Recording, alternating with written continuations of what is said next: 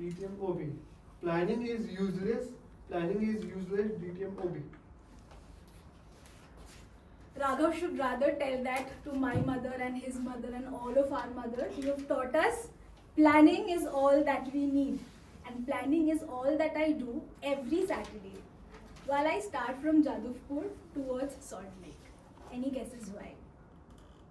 Toastmasters. I don't do it because I love Toastmasters. I don't do it because I love the Salt Lake breeze. I do it because I love pain. The pain of traveling 14 kilometers traversing through the only Bermuda Triangle of the EM bypass. Guess what it is? It is the Chindighata crossing. The crossing that Pawan and Priya and I travel every Saturday. We plan to reach in 45 minutes. The actual time that we reach, our SAA knows.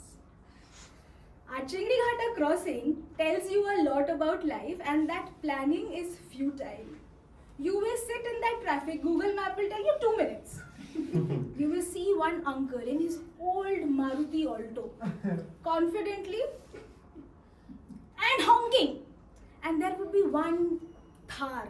A Thar rocks, standing still, but he's still honking, knowing there is nowhere to go, nowhere to reach. Your Google Map is a hoax.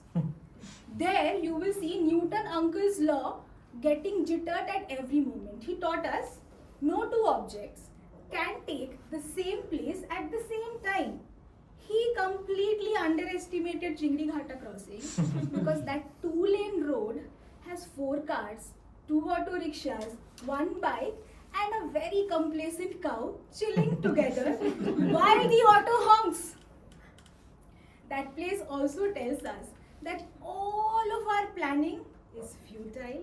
It tells us that control can never be achieved in an Kolkata traffic jam.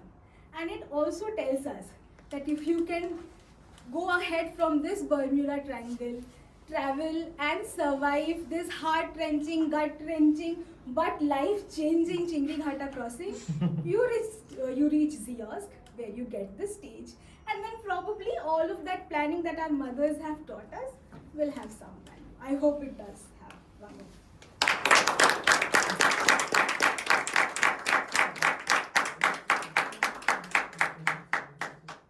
Please, no cross talking. Please maintain the decorum of the house. Your second speech, yeah. God of small things. DTM movie. God of small things. DTM movie. I specifically gave that topic in an impromptu speech because I knew the moment you see God and Raghav together, that topic is coming. We live in India, most of us do. And there is a diverse culture of diverse religions, faiths.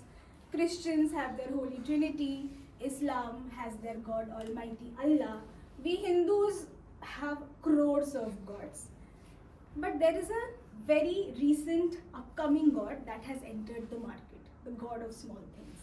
This god will emerge when Raghav decides to go to Goa instead of Puri. This god emerges when Tarushi decides she wants to participate in a stand-up comic and not give her CA exam. This god emerges when SLTM decides we don't want to pursue DCP, we will just give speeches. This god of small things is the famous LKK. Log kya kahenge? What would others say? I have believed in LKK and I'm sure a lot of us have for what are we going to wear, where are we going to go, how are we going to perceive our life. So much so that last month, I'll give this example, last month I was going for a team dinner after a hectic long day. I dressed up in my baggy jeans, baggy t-shirt, opened the car knob and then the LKK gods erupted.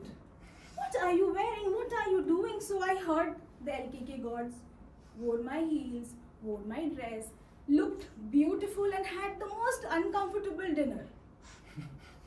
The LKK's curse was not leaving me. Up until the last week, where we had an invitation to one wedding, my husband in all of the hustle and bustle ended up wearing 2 colored shoes with 2 colored socks, brown with black, black with brown. I looked at him, LKK erupted, and I thought, what would people say? What will happen, as if all the people there are going to look just as us? But guess what happened? We went to that wedding. I kept my head down. I don't want to be even looked by anybody with this man. But he went ahead, clicked photos with the bride and groom on the stage, had that mutton biryani, socialized with everyone. And nobody said anything. The logs were all disappeared. And that is where my spell broke. The god of small things that I believed was the ever-powering omnipresent actually exists only in our head. I could break from that shackle on that wedding day because of this small incident.